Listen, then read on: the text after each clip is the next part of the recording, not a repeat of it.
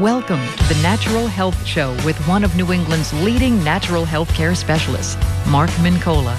Call Mark at 781-837-4900 on 95.9 WATD. He's waiting to hear from you. Welcome home, Natural Health Nation. As always, great to have you with us. And as always, we're here to help you tune into your natural health options.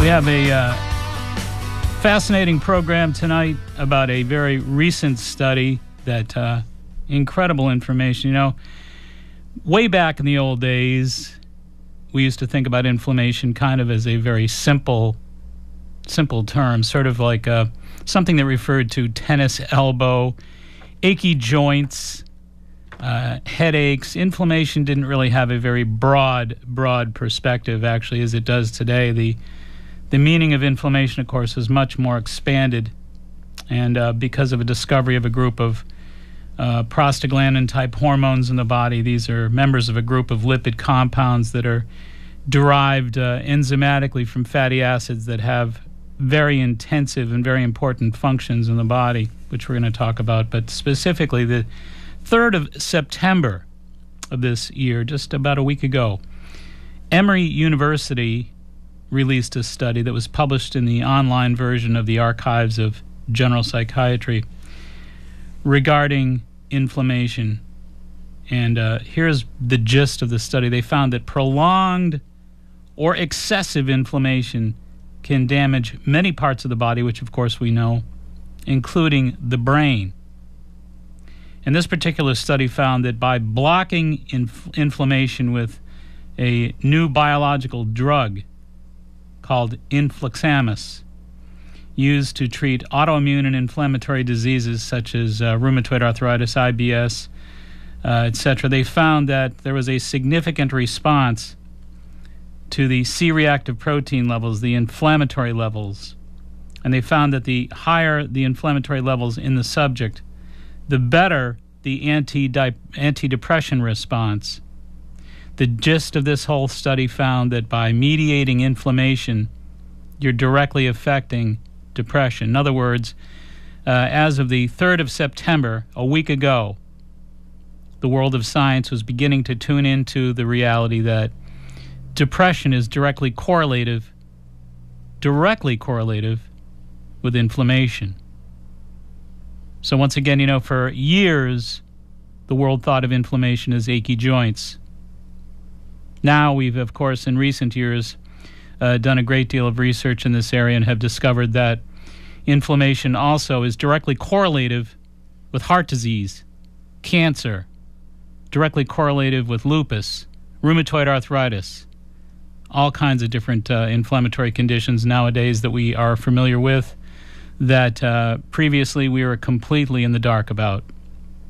So we know that inflammation at a biochemical level in the human body is directly correlative with a myriad of diseases. In fact, it's been estimated by some experts that as much as 72% of all disease as we know it is directly correlative with the chemistry in the human body that we call inflammation. So inflammation has surely expanded.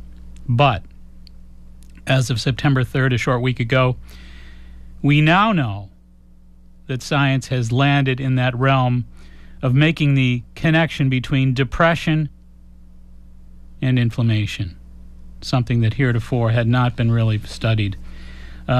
This study basically produced a remarkable discovery that shows us that stress increases the risk for inflammation, which of course then increases the risk for depression as we've come to know it. So we seem to have this direct corollary now between stress, inflammation, and depression, which is really remarkable because when you think about the way that inflammation was treated in this particular study, there was a new biological drug, of course, that I mentioned earlier. And that points to the fact that there are many obvious natural strategies that we talk about in my work on a fairly routine basis that are effective strategies at dealing with inflammation. I work with that every day in my work and help many, many folks with a variety of inflammatory conditions through natural anti-inflammatory therapies, natural protocols. Now, with this particular study from Emory University from September 3rd of this year, published in the online version of Archives of General Psychiatry, we have now found that there is a direct corollary between inflammation and depression. So there are a number of different natural anti-inflammatory strategies to change the biochemistry of your body that could indeed make a significant difference with your prospects for natural treatment of depression. We'll talk about it this evening on the Natural Health Show. My name is Mark Mincola. We'll be right back. Stay tuned. Hi, this is Laura from Good Health, your neighborhood market and nutrition store. Our business is health, but we know nutrition can be confusing. So let our knowledgeable associates help you navigate the world of organic products and natural supplements. We guarantee you'll save money, find delicious foods, wheat-free products, organic produce, and chemical-free health, beauty, and household items. We have remarkable products that no one else carries. Choose from the finest selection of natural groceries, gourmet items, back-to-school specials, and all the latest Dr. Oz recommended products. Serious athletes and weekend warriors will appreciate our expanded sports nutrition aisles. No matter what your age or lifestyle, at Good Health, you'll have a chance to connect with good people who really care. Together, we'll help you build healthy and realistic goals for the whole family. Find inspiration, get motivated, be exceptional. Shop at Good Health today. Learn more at goodhealthnaturalfood.com. And be sure to watch for our new superstore opening in Quincy this fall.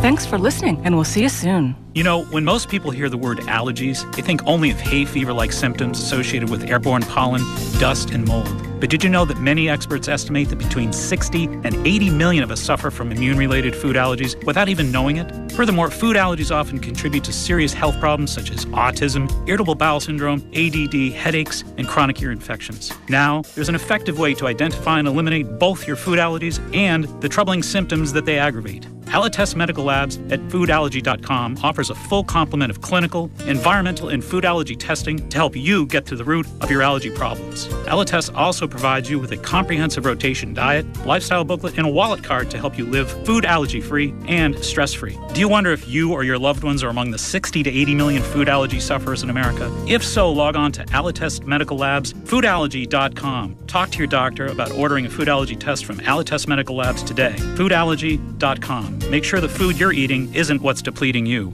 Now back to the Natural Health Show, sponsored by Good Health Natural Foods, Jarrow Formulas, and Ultimate Healing Journey.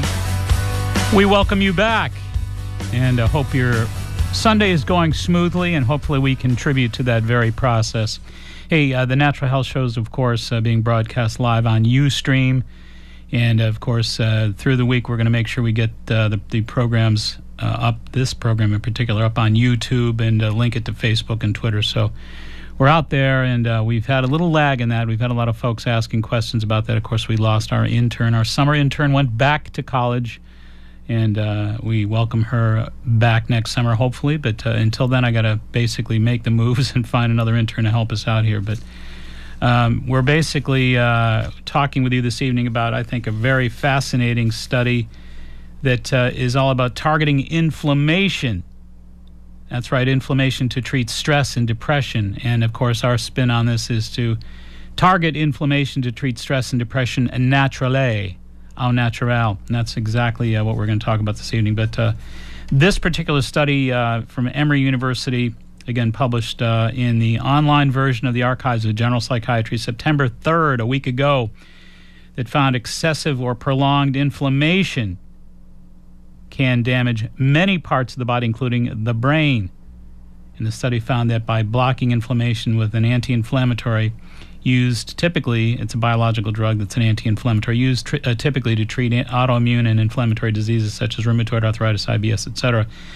They found a significant responsiveness when they measured the inflammatory CRPs, or the CRPs, of course, are a marker, a blood marker, C-reactive protein, for inflammation, and they found that the higher the patient or the subject's C-reactive protein, or the higher their inflammatory marker, the better the antidepressant response was to the anti-inflammatory medicine. So, again, anti-depression through anti-inflammation is the short way to put it. And it really gives us a lot of information in terms of how we can spin that with regards to natural medicine. It just opens up a tremendous, tremendous wealth of information that people like me can actually really enjoy experimenting with safely and enjoying the outcomes, no doubt. Inflammation is inflammation, and there's no question about the fact that we produce a great deal of it. And there's a lot of ways we do that. Stress, smoking, fatty diet, sugary diet, increasing interleukin-1 hormones, interleukin-6 hormones, lack of exercise, all that business. It's all the stuff you know, all the common sense stuff that you have heard about ad nauseum. But anyway, stress produces high levels of interleukin-1 and 6 hormones, which in turn cause inflammation and increase the risks for type 2 diabetes, osteoporosis, cancer, heart disease, high blood pressure, arthritis. So these are hormones that cause a variety of inflammatory conditions and that can be mediated. There's a recent study, too, that I made a note on about 119 women who were caregivers of spouses diagnosed with dementia, and they were living under constant stress. And they were measured for their interleukin-6 levels, which were extremely, extremely elevated. So I'll say that again, 119 women who were caregivers for their spouses who were suffering from dementia were measured for their levels of interleukin-6, which is a stress hormone that produces inflammation, that produces depression. So again, it's that connection between inflammation and depression. So these women were measured, of course, by their physicians in this particular study, and they found that the interleukin-6 inflammatory hormone levels were elevated as long as 3 years after the death of their spouses. So for folks who think, hey, once I get through this stress, I'll be all right. Did you ever think that? Of course you have, and most people do. Not quite so fast there. What typically happens is these interleukin-6 levels that produce inflammation, aches of your joints, increase your risk factors for diabetes, heart disease, cancer, etc. And now we know cause depression or increase the risk factors for depression. All this negative stuff tends to linger up to a period of 3 years after the event. So after the, quote, negative event, the death of the spouses in this particular case, they were measured as having elevated levels for up to 3 years later, and 78 of the 119 women died soon thereafter. So obviously stress plays a significant role, and this interleukin-6 is bad business. It's bad stuff. It's these inflammatory hormones that we're really talking about tonight. Interleukin-1, interleukin-6.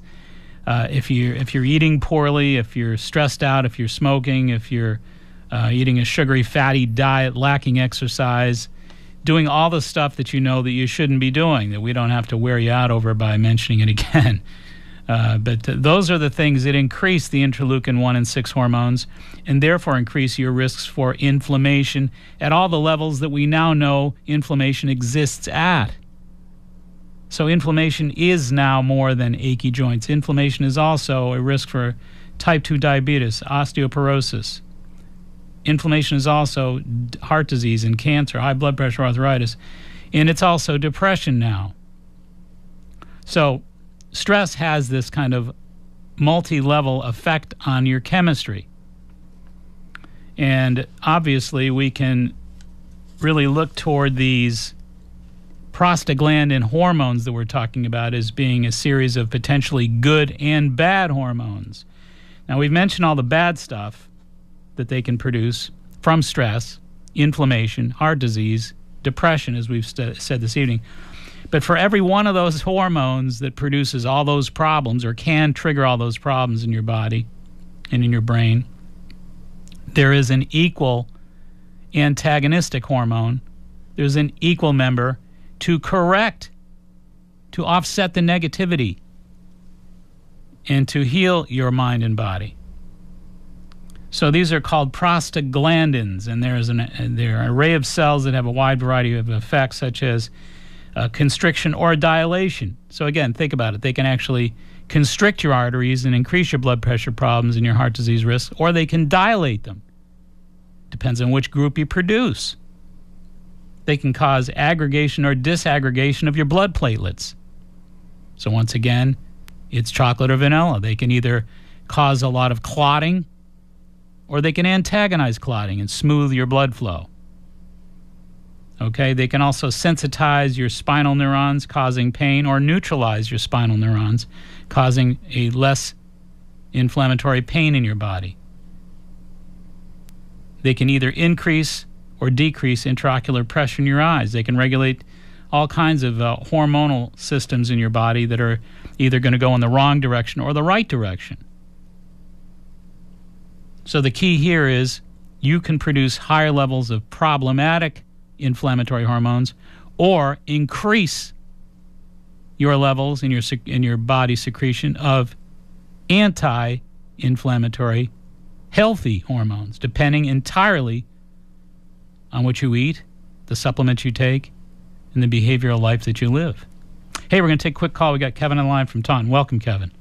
Hey, Mark. How are you doing tonight? Terrific. How are you?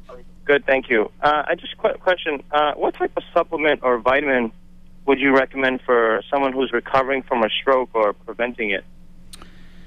Well, first things first, you want to make sure they're under some kind of medical care of somebody professionally and medically supporting their condition. That's numero uno. Number two, I'd say from the natural standpoint and from the dietary standpoint, you want to make sure that a lot of what we're talking about tonight is taken into consideration, Kevin. In other words, when you think about the prostaglandin 2 or the COX-2 hormones, too many peanuts, too much peanut butter, too many red meats, dairy products, egg yolks, these are the things that actually increase thromboxane A2. Thromboxane A2 is the clotting factor hormone. It's one of these hormones we're talking about tonight that actually aggregates. It actually causes clotting. It actually increases your blood clot factors and thickens up that blood mud and increases risk for stroke, etc. So you want to make sure you're eating the anti-inflammatory diet, and we're going to talk more about that through the show tonight. But I think that's numero uno, number two, rather, I'd say. And number three, you want to make sure that you're taking something supplement-wise like a serapeptase, S-E-R-R-A-P-E-P-T-A-S-E, serapeptase. Serapeptase is a wonderful, wonderful anti-inflammatory that actually makes sure that those blood systems are running smoothly and not too muddy, as we like to say. There's not a lot of aggregation in there.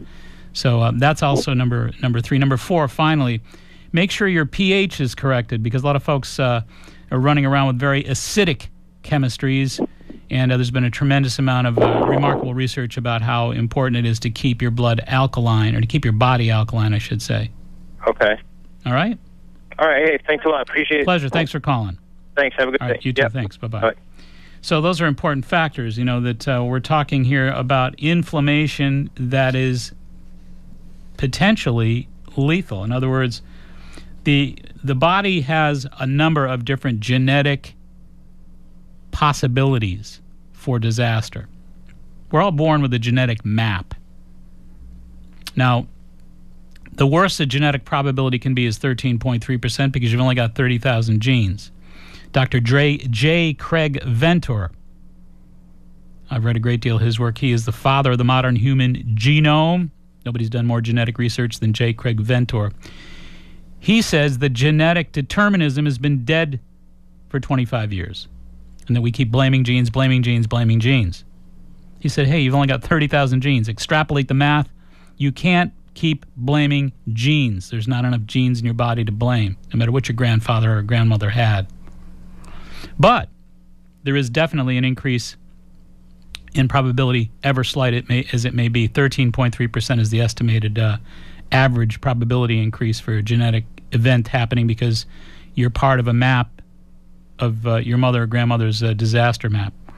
But nonetheless, we all produce a genetic map with some negative probabilities. So behavior is the key, folks. Your thoughts, your mind, your diet. You have control. You can change your fate by eating properly, by thinking positively. It's a matter of saying, hey, you know something? I can't change my genes in my genetic map. Of course you can't. You can only change a gene 0.1% every 250 generations. Forget it.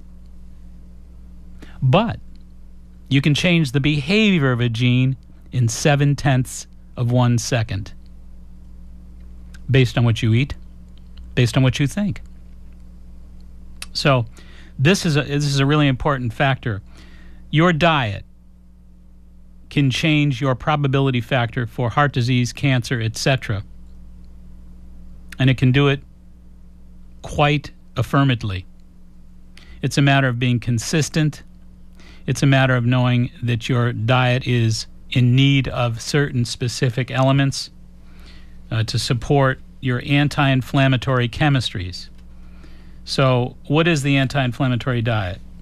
What is the inflammatory diet? You just heard me speak with Kevin. The inflammatory diet is the what's called the COX-2 diet, or the prostaglandin 2 diet. We might even refer to it as the standard American diet. The acronym, of course, for the standard American diet is the SAD diet. Standard American diet is indeed a SAD diet. So the standard American diet has a lot of red meat, a lot of dairy, a lot of peanut butter, a lot of eggs and egg yolks. Those are COX-2 foods. They are inflammatory foods. They increase your risks for all those negative probabilities we talked about: diabetes, cancer, heart disease, arthritis, lupus, all these conditions. 72% of all diseases we know it has been estimated to be correlated with inflammatory hormone chemistry. So you're either programming your chemistry to be more inclined to develop those negative effects, or you are programming your chemistry through diet to produce an anti-inflammatory diet. Again, lowering the probability factors, as this study says, lowering the probability not only for heart disease and cancer, but for depression as well. It's a whole new perspective on contending with depression. In this case, we're talking about the natural approach. So I wanted to talk for a few minutes here about what that natural approach is. We've already made it clear that you want to cut down on the red meat, dairy, egg yolks, peanuts. You want to cut down on those things, okay?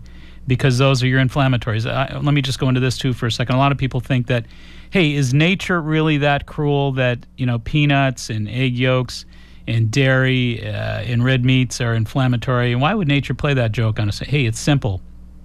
There is a yin and a yang with everything in nature. There is a plus and a minus and a chocolate and a vanilla. There's two factors. There's always the duality, if you will, of nature. So what if someone has a condition like hemophilia, which is a bleeder's disease? You go on a camping trip with somebody, they cut their finger collecting firewood, and they've got 20 minutes to get to the ER before they bleed to death. Give them a jar of peanut butter and a couple raw egg yolks. You might save their life. Again, the point I'm trying to make here is that 28% rather, 28% of all disease is from too much anti-inflammation, because anti-inflammation, which sounds like a great thing 100% of the time, isn't. It's a great thing in our culture because our culture's tendency dietarily is very inflammatory. So the thing that puts us in that out of balance zone is our cultural tendency to eat inflammatory foods over and over and over. Now, there's been a recent change in some of that because people are starting to eat more fish, more soy, and more organic produce. So, of late, there's a population of Americans that are moving in the anti-inflammatory direction, and that's a great thing. But generally speaking, our diet, by cultural nature, tends to be very, very, very inflammatory. And that's why our heart disease rates are so high, our cancer rates are so high. America is not a healthy country. And even though people think we're healthier and our medical systems are the greatest and all that stuff, the World Health Organization report 2000, back in the year 2000, World Health Organization did a report on all the industrial nations of the world, and they rated them They rated them at their efficiency for health care as a nation and as their healthcare system goes. Our healthcare system finished 37th, I believe it was. 37th. We have the 37th healthiest, best delivery healthcare system in the world. 37th. And in terms of the health of our country, drum roll please, we finished 72nd. We are not getting it done. 72nd healthiest country in the world, the USA. I couldn't pronounce some of the countries in front of us, and I didn't even know where they were located on the globe. So we're not doing that great. And one of the main reasons we're not doing that terrifically is because we insist on following the same old cultural dietary pattern of following the standard American diet. And the standard American diet might have been called might well be named the inflammatory diet, because that's exactly what it is. All right, so let's get to it. What is the anti-inflammatory diet? I'll bet you're wondering what that is. Well, I'm going to tell you what it is, but you're going to have to wait until right after these messages. That is what we commonly refer to as a cliffhanger. So we'll be right back. Stay tuned. Do you want to have less stress in your life, enjoy terrific relationships, experience increased happiness, and reduce stress through a balanced life? Then you need to call professional career and life coach Dawn Quiznow at 508-520-9933. Coach DQ utilizes a unique process of advanced communication and goal-setting strategies that enables the person being coached to fulfill their potential in both their professional and personal lives, helping you identify your personal dreams and business goals, strengths and weaknesses that could hinder or help you attain your goals, and develop a plan to achieve these goals built on a strong foundation of systematic, proven practices and values. Your career affects your life, and your life affects your career. Finding a balance isn't always easy. Coach DQ can help you design the life you want at work, at play, at home, and with friends. So call today, 1-508-520-9933, or visit us online at careerlifebalance.net. Now, back to the Natural Health Show, sponsored by Healthy Living Magazine and Alites Medical Laboratory. All right, welcome back. Let's go to the phones. We got Bob from Avon. Welcome, Bob. How you doing? How are you? Not too bad. Good. Go right ahead. I'm a diabetic, and I have neuropathy in my leg. Yep. And, I mean, you're talking about non-dairy. Yes. I eat a lot of egg whites in the morning. Well, egg whites are not inflammatory. The egg yolks are, so you're not in any trouble there. Egg whites and just a little bit of cream in the coffee, that's all. Well, a little bit of cream probably isn't going to bother you. I think for the most part, if you're just eating egg whites, Bob, you're probably fine. You want to be careful about too much cream in the coffee. I think that's probably not too bad either. You're not probably overdoing that. As long as you're staying away from most of the fats that we talked about earlier. One of the things we're going to talk about in a minute here is the vegetable fats. Anthropological studies have taught us that we need to keep our omega-3s higher than omega-6s. And unfortunately, a lot of the crackers that people snack on, and a lot of the fast foods, and a lot of the salad dressings, and a lot of the condiments and mayonnaises and things like that, if you read the oils on the side of the ingredients, unfortunately, there's a lot of vegetable oils. In fact, you even go to the health food stores and purchase a lot of the health food store items, the snack items. A lot of them are made with sunflower oil and sesame oil and safflower oils and things like that. And they may be cold-pressed oils, and they may look pretty good, but some of those are omega-6s, and unfortunately the American diet is very, very high in omega-6s, and that's one of the primary reasons for inflammation. So, yes, you want to stay away from too much dairy, which sounds like you do, and that's great. And the egg whites are fine, the yolks are a problem, so it sounds like you're doing pretty well. But you want to make sure that you're taking fish oil capsules or flax oil capsules a day, and you want to make sure you get you become very careful about the omega-6s, the vegetable fats that are in a lot of the fast foods and condiments. Okay. All right? Okay. Thank you. All right, take care. Have a good night. Bye. Bye-bye. As we were just saying, anthropological and epidemiological studies have looked at the molecular level of humans and their diets and the ratios of the omega-6 to omega-3. And our ancestors and our dietary pattern really was weaned on a 1-to-1 ratio. The human body is designed. It's designed for a 1-to-1 ratio of omega-6 to omega-3 fats. 1-to-1 ratio. The average American today is 17.5 to 1. Okay? You're built for a 1-to-1 fat ratio of omega-6 to omega-3. And this is for protection against inflammation that causes 72% of all disease, including depression. 1-to-1. You're probably at 17.5 to 1. So it's not just staying away from red meat, peanuts, egg yolks, and dairy. It's also reading the side of the containers and the labels and the cracker boxes and the condiments and the mayonnaises and the salad dressings and making sure that you're not consuming these omega-6 oils, a lot of the safflower, sunflower oils, etc. So that's what we're going to talk about here for a few minutes. And there are some really good oils. I mean, obviously, we just mentioned flax oil or linseed oil, which is the same thing, has the highest omega-3/6 ratio of all. And it's about three times higher. So that's a really good ratio. That's a 3-to-1 ratio. There are some monounsaturates that are pretty safe. I mean, olive oil, macadamia oils, those are pretty safe as well. Obviously, a fish oil supplement is not a half bad idea because the fish oils are so high in omega-3. So I usually recommend you take 2 to 3 tablespoons of ground flax seeds a day and to take 2 omega-3, 1,000 milligram fish oils as well from like Nordic Naturals. That's a great way to keep your 3s and 6s properly aligned in a good ratio. And a number of interesting studies. Again, the Western diet, as we said, is about 15 or 16 to 1, as high as 17 to 1 in some cases. We want to be 1 to 1. Listen to this. In secondary, this is from the Biomed Pharmaceutical, the Center for Genetics, Nutrition, and Health in Washington, D.C. This is from October of 2002. In the secondary prevention of heart disease, a ratio of 4 to 1 was associated with a 70% decrease in total mortality. Again, the Western diet is now seen as about a 17 to 1 ratio.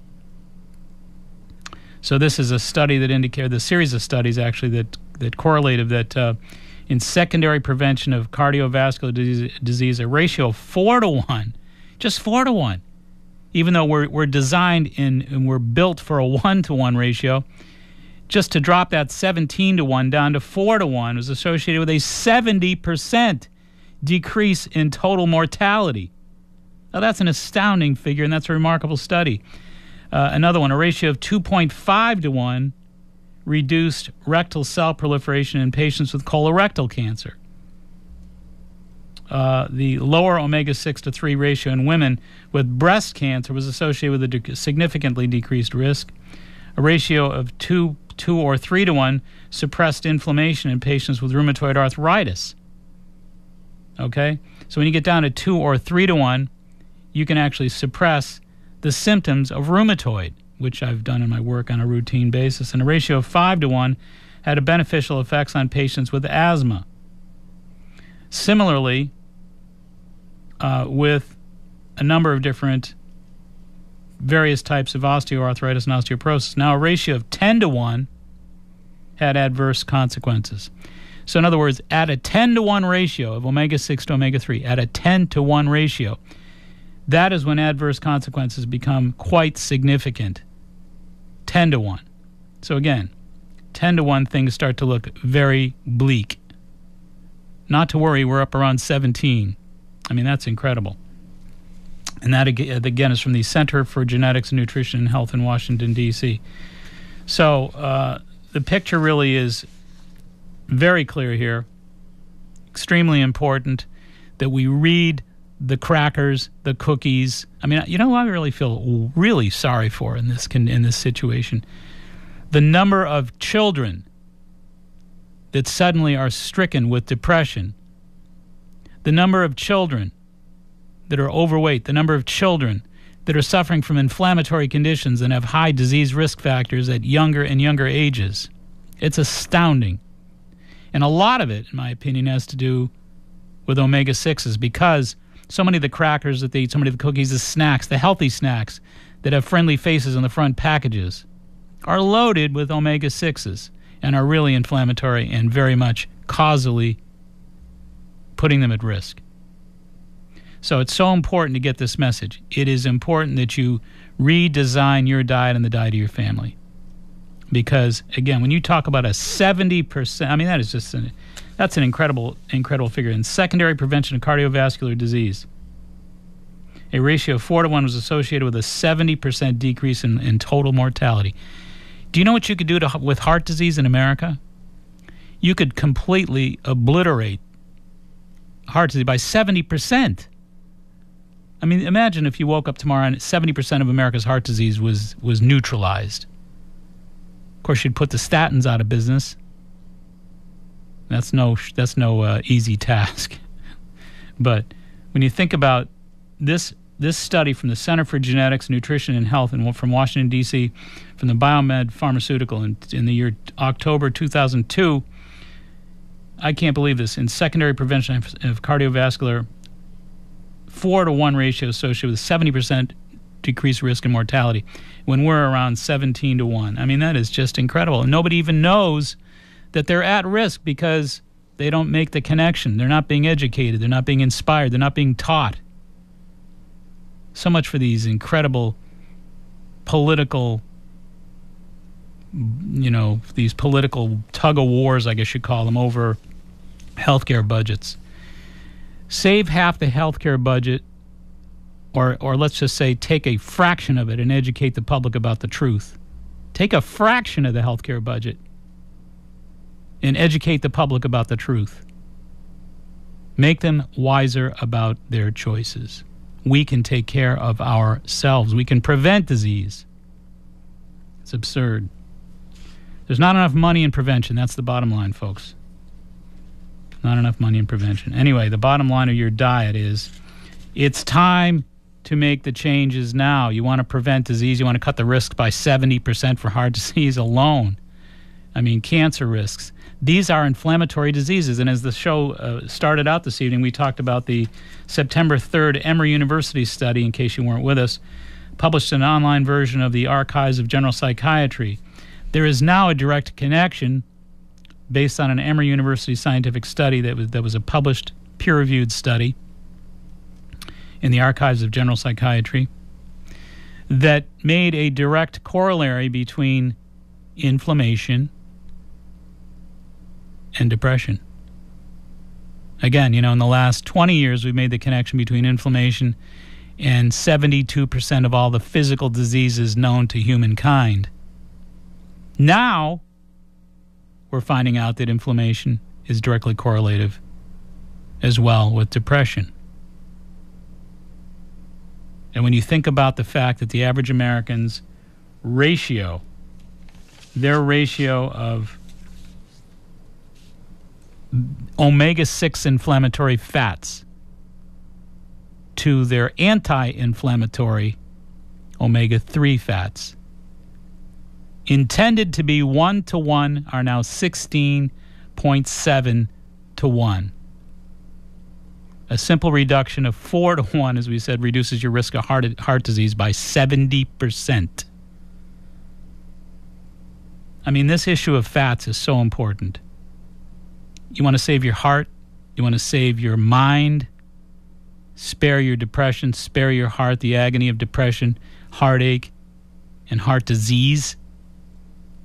Get your fats right. Stop cutting corners. Start reading labels. Get actively involved in making your own difference. You can prevent disease. Believe me, you can change your chemistry. So, the dietary component of this whole thing, obviously you want to increase fatty fish. And when we say increase fatty fish, we don't mean farm-raised. I read the report from the University of Alaska about that, and they found that a lot of the farm-raised fishes are as much as 200 times higher in the wrong kind of fat, in the inflammatory fat. 200 times. What do we eat salmon for? We eat it for its health benefits. It's insane. Humans screw up everything. We're good at that. The minute we start fooling with nature, we run into trouble. Nature created this thing called fatty fish. We found that fatty fish made a significant difference, increasing omega-3s, lowering the risk of heart disease and inflammatory conditions, saving people's lives, saving them from themselves.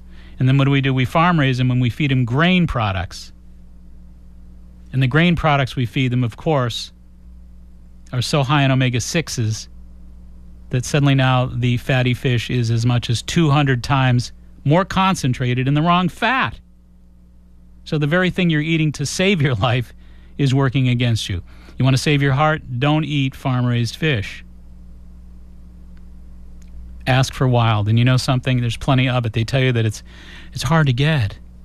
That's not true at all. It's out there. And there are a lot of other ways you can do it too. Flax seeds, ground flax seeds. I always tell people, you purchase flax seeds, refrigerate them. You pull out 2 or 3 tablespoons in the morning. With a dedicated coffee grinder, you grind them up and you put them in with whatever you're eating. If you're putting, you could put them in your oatmeal. You can put them in your afternoon soup. You could put them in your cereal. They'll blend with just about anything. So 2 to 3 tablespoons of ground flax seeds a day. Big difference maker. Get your ratios right. Of course, organic produce. Very important. Organic produce. I always talk about when I did a New England Cable News presentation one day. I used to do NECN segments for about 8 years, and when I was doing a segment one day, I was doing some homework before I went on. I found that there was a study done at the University of California that found that some organic produce was as much as 98% higher in antioxidants than non-organic produce. Think about that. 98% higher level of antioxidants. I mean, hey, we're saving money on the produce. We don't buy organic. Oh, good. You'll spend it at the hospital and at the ER. You got to go organic. It's time to go organic. It's time to really watch what you eat and to increase the quality of your food. You deserve it. Your family deserves it. You all need it. So organic produce is real important. Number 2, I think also is as well as besides the wild fish that we talked about, the wild fatty fish, free-range poultry. Free-range poultry. Why? Because once again, they're not feeding the chickens grain pellets like corn, driving up their omega-6 properties, their inflammatory properties. So the free range are going to eat wild grasses, higher in omega-3s, more anti-inflammatory. It's worth it. It's time. Again, you know, it's kind of like that old muffler commercial. You can pay me now or you can pay me later. You can actually pay to prevent disease, or you can just pay them at the hospital. You can pay your medical bills. You can pay. I guess you just got to keep paying into insurance. I don't know if that's what works for you. That's what works for you. But anyway, we're talking about making a difference with diet, supplements as well. Fatty fish oils can be taken. I like the Nordic Naturals. I think that they make a great product, very clean product. And one of the nice features about the Nordic Naturals, they don't repeat on you. A lot of people complain about the less expensive fatty fish oils that tend to repeat, and it is true they will do that. A lot of them will do that, but the Nordic is a pretty clean product, won't do that. NORDIC, Nordic Naturals. You'll see them down at Good Health Natural Foods and at your neighborhood health food stores. Nordic Naturals. I say get the 1,000 milligram omega-3s and take like 2 of those a day. Take the 2 to 3 tablespoons of flax, ground flax a day. As we said, get yourself a dedicated coffee grinder. Grind up those flax seeds, put them in whatever you want to cook and whatever you're making, whatever you're eating. Those are big difference makers. The fish oil and the flax oil, those will start to move your ratios up. Also, I hear so many people say, so is soy bad for you, Mark? Is it bad for your thyroid? I mean, I get a gazillion emails over and over and over. Soy will increase the risk of breast cancer. No, it will not.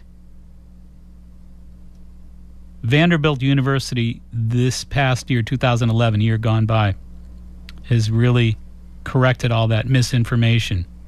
Soy lowers the risk of breast cancer. It does not increase it. And soy will not be an adverse food for everybody. Again, if you have allergies to it, don't eat it. If you're sensitive to it, don't eat it. Your body will tell you.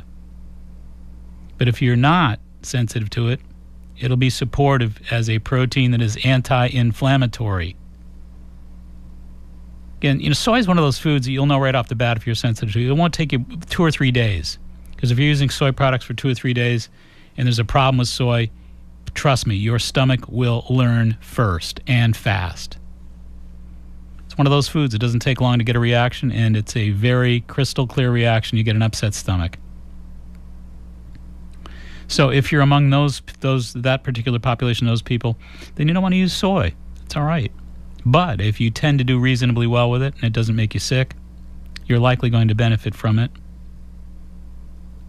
It's got a high concentration of alpha-linolenic acid. That is a fatty acid that is anti-inflammatory. One of the reasons why the China study is so remarkable. The China study, of course, is the 37-year ongoing study, the largest and the most remarkable study in human history, the China study. Dr. Colin Campbell, who's done that work, and that book is a great book, and it's a remarkable study. Again, the bottom line of it, folks in China don't have half the diseases that they do in America. It's because they don't eat the standard American diet. They eat the standard Chinese diet. And it's not what you're eating down at the Chinese restaurant either. But they do eat a lot of vegetables, they do eat a lot of soy, they eat a lot of fish. And the bottom line of it is organic vegetables, soy, and fish are the 3 key components to an anti-inflammatory diet. And, of course, what we're finding out now more and more is that 72% of all disease, including now depression, are directly correlative. Really, let's tell it like it is. Correlated with the standard American diet, which is an inflammatory diet. What a surprise. The American diet is contributing to depression. Hey, we're going to take a short break. We'll be right back. Stay right where you are. Are you one of the 20 million Americans suffering from neuropathy, shingles, or chronic nerve pain? In the last 3 years, many people have discovered excellent and affordable treatment for diabetic, post-chemotherapy, and other types of neuropathy and chronic pain. Dr. John Hayes, chiropractic physician since 1981 on Route 53 in Norwell, has had such astounding results with his unique neuropathy program that he's now teaching his remarkable system to doctors around the country. His most recent book, entitled Beating Neuropathy, remains a bestseller. In fact, Dr. John Hayes is the world's exclusive educator and trainer for Rebuilder Medical Technologies. Call Dr. Hayes' office 24/7 to schedule a free neuropathy analysis. Call 781-659-7989. That's 781-659-7989. Call now while free neuropathy analysis slots are open.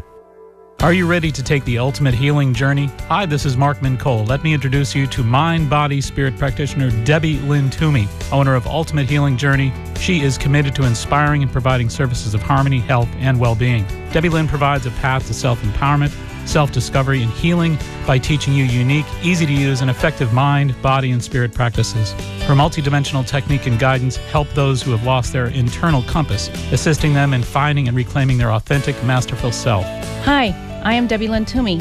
As you embark upon this ultimate journey of healing with me, you will begin to recognize the sacred place of true beauty, freedom, joy, and love within you. You will discover your magnificent and powerful self. So call Debbie Lynn Toomey of Ultimate Healing Journey today. I personally recommend her. Call me at 617-653-2561. Visit ultimatehealingjourney.com and like Ultimate Healing Journey on Facebook. The only journey is the one within.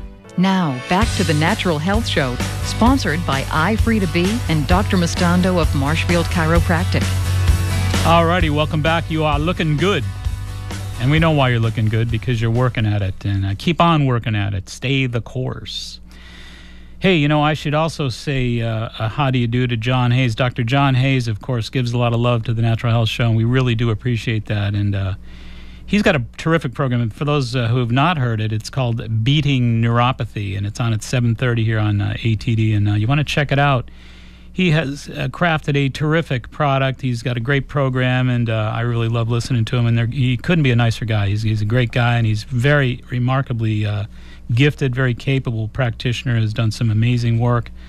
So if you've not checked out Beating Neuropathy at 7:30, it's a nice back-to-back touch here on ATD, and that takes you right through a good part of your Sunday evening. So check it out if you haven't already. Also, I want to remind you that you can grab a hold of this information and a whole lot of other information on my website, and we've made it easy for you to access that very website. We got a lot of information on there, a lot of video, a lot of audio stuff I've done on Fox and New England Cable News and a number of different radio things that I've done over the years, too. So you can check that out at maxhealing.com. That's one word, M-A-X-Healing, maxhealing.com. Check it out. And this particular show we'll have up and running. I'm going to make sure that, as the week goes on, we'll get that thing up and get it running and get it up on YouTube, of course, and make sure that you get access to it. Hey, we've been talking about this very, very interesting, I think, benchmark study, this groundbreaking study that targets inflammation to treat stress and depression. And we just put a natural kind of spin on that. Of course, that's what we do. But on September 3rd, Emory University, check it out. It's an interesting study. Published an online version of the Archives of General Psychiatry about prolonged or excessive inflammation being able to, of course, damage many parts of the body, including the brain. And in so doing, triggering a high level of C-reactive protein and apparently causing depression or increasing the probability, increasing the risk factors associated with depression. And a direct correlation is now being drawn by the world of science and medicine in between inflammation and depression. And should we be surprised? Probably not. Probably not. But this fascinating study is well worth your look. And again, I urge you to do so. And more importantly than that, I think it's important to get the message that we can really sort of piggyback off a lot of this research. The world of natural medicine, to a great extent, is nothing more than an alternative view, an alternative perspective, an extrapolation that we can glean from what's being done out there in the world of science. And this is one of those classic cases that, I work with patients with inflammation on a routine, day-to-day, week-to-week basis and have done so for 30 years.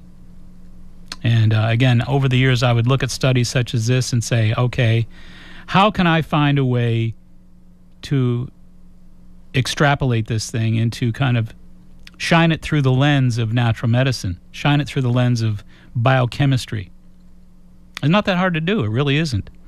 This study, for example, tells us very clearly that this biological drug that is an anti-inflammatory used to treat autoimmune and inflammatory diseases like rheumatoid and IBS had a response to patients that had an elevated CRP and were depressed. So we know for a fact that inflammation is a biochemistry. It's a biochemistry that responds to biochemical reformatting in the body. We can reformat your chemistry with food. We can reformat your chemistry with fats, with supplements. And that's what we do with natural therapies.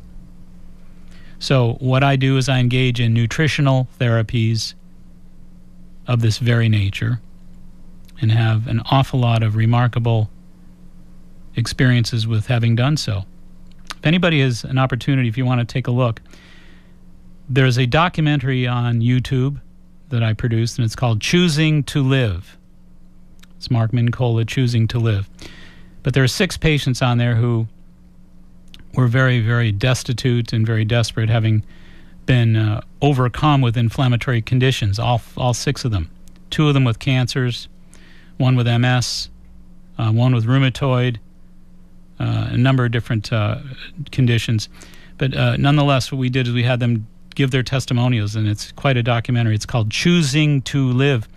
For all intents and purposes, the entire thing is about anti-inflammation. It's really what it is, and that's really what I do about 75% of the time. So it gives you some clues as to in details. We actually had a lot of wraparounds that I did where I actually went shopping and we videoed it. And I pulled foods off shelves and explained to people why these are the foods you wanted to work with for anti-inflammation, et cetera, et cetera. So check that out. Also, there's an anti-inflammatory video that's on YouTube that I did just simply called Anti-Inflammation with Mark Mincola. So a lot of great moments in those videos that I think a lot of people have learned a great deal from. So check those out if you want to really go the next distance. But this is really groundbreaking information, and looks like we're kind of winding it down. Is that right? We've got 2 minutes left. I can see that 2-minute cue. I want to make sure that we get all this information out there too. So this is the Emory University study that I want you to take a peek at. And I want you to get to the website, maxhealing.com. I also want you to take a look at that documentary that I talked about, because it really is a remarkable piece. It's only 40 minutes long, and it's a remarkable piece on inflammation at the more dramatic level, being able to trigger things like cancers and heart disease and MS and whatnot. So you want to check that out. And we want to make sure we thank Tim McKenney for doing a great job here on the board, per usual. Great producer, does a nice job each week. And we want to thank Ed Perry for keeping this format open and embracing the work that we put forth. So thanks to Ed Perry each and every Sunday. I want to thank you for listening, of course, because without you, we'd be nowhere. And we're going to be on again next Sunday, as we are each and every Sunday night. You are listening to Mark Mincola here on the Natural Health Show. And we bring you information. Anybody interested in specific topics, or if you have questions, feel free to send me those through the website at maxhealing.com. Hey, until next Sunday, this is Mark Mincola reminding you all, please be wise, be aware, be well, make it a healthy week. Good night.